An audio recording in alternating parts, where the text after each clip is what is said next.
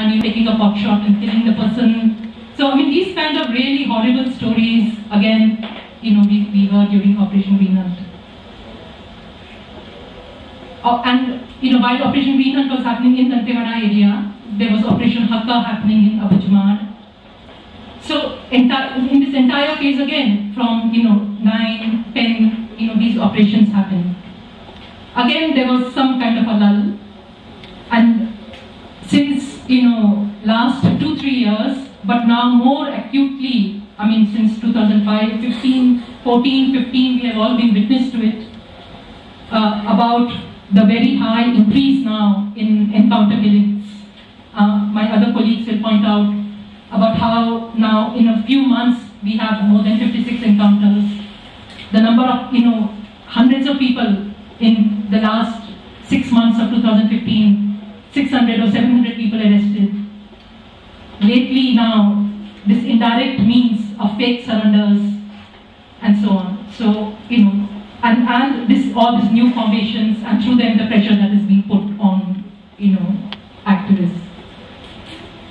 Now, all along this, when we're talking about then and now, there is a certain kind of a difference and yet similarity as far as development is concerned. So, development, like the state has taken a very narrow and a very convenient definition of development, which basically has included broadening of roads.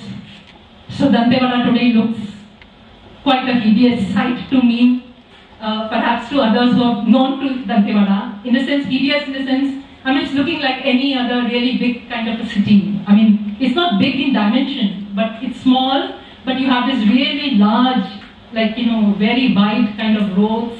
It's very swanky now. You see this very sophisticated, very that kind of finished kind of buildings like the Livelihood College, and so suddenly it's taking on a very different kind of look.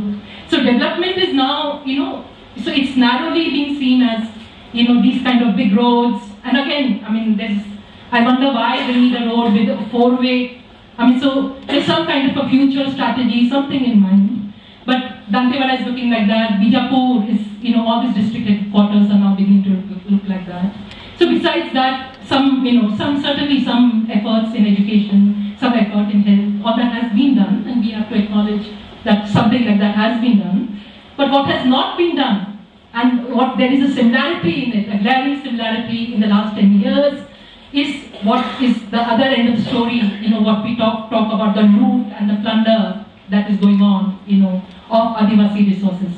So in that, there's completely, without any kind of regard for the basic rights of the tribals, which are enshrined, very much, since this entire Bastar is under the 5th schedule of the Indian Constitution. The Bastar tribals enjoy the rights that the tribals of mainland India do under the PESA Act of 1996, the historic PESA Act of 1996, the Forest Rights Act of 2006.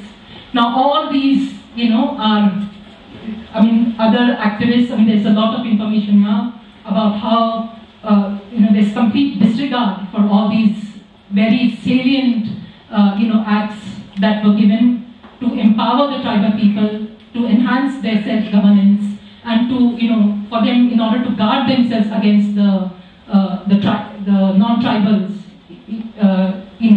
and the companies and so on who are coming into the land for their resources. May I just ask you,